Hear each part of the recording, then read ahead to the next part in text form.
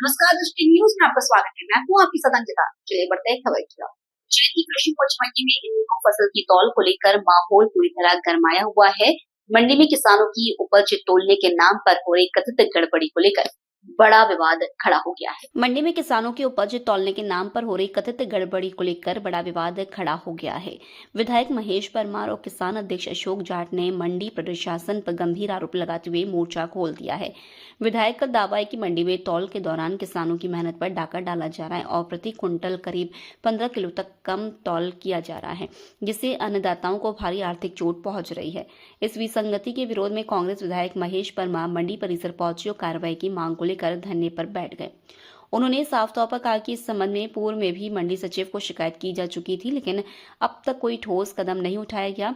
प्रशासन की एक सुस्ती के चलते उन्हें किसानों के हक की आवाज बुलंद करने के लिए मैदान में उतरना पड़ा। धरने के दौरान बड़ी संख्या में किसानों ने भी विधायक का समर्थन किया और निष्पक्ष जांच की मांग दोहराई। विधायक महेश परमार ने स्पष्ट कर दिया है कि किसानों का शोषण बर्दाश्त नहीं किया जाएगा। उन्होंने प्रशासन को अल्टीमेटम दिया है कि यदि जल्द ही इस मामले में पारदर्शी जांच कर दोषियों पर सख्त कार्रवाई नहीं की गई तो इस आंदोलन को और भी उग्र रूप दिया जाएगा।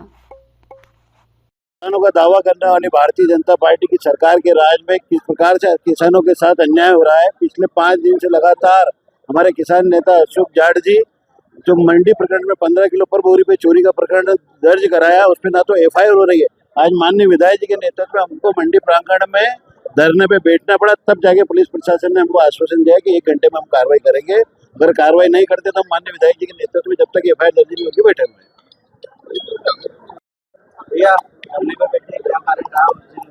5 दिन पूर्व एक किसान के साथ में चोरी पकड़ी हमने कटप्पा नाम के घाटे पर, और उसके ऊपर एफआईआर न होने के कारण आज 5 दिन हो गए किसान भाई को लेकर मैं दर भटक रहे हैं। हम राबतोल विभाग गए, सब दूर से उनको प्रूफ ले जाके दे दिए, फिर भी थाना प्रभारी ने उसके ऊपर एफआईआर दर्ज नहीं करी। उसके कारण आज सभी किसान भाइयों के साथ और आदरणीय महेश परमार जी और शहर कांग्रेस के अध्यक्ष जी के साथ हम धरने बैठे हैं उस किसान भाई को न्याय दिलाने के लिए। मंडी सचिव भाजपा का एजेंट के रूप में काम कर रहा है और पूरा तृप्त लिप्त पूरी मंडी को खा गया है। जब इसको पता है कि मंडी बाहर से एक माल लिया था, मंडी की ट्राली भी बाहर गई, और जब 5 दिन हो गए तो क्या कार्रवाई करी इन्होंने, क्यों नहीं करी। आज माननीय अध्यक्ष जी और आदरणीय हमारे शहर अध्यक्ष जिला अध्यक्ष और पधारे, उनके दबाव में आकर इन्होंने आज कार्रवाई कर रहे हैं। नहीं तो हम 5 दिन से भटक रहे हैं। अगर एक आम नागरिक के साथ चोरी होती, किसान के साथ, उसकी एफआईआर कैसे करते हैं।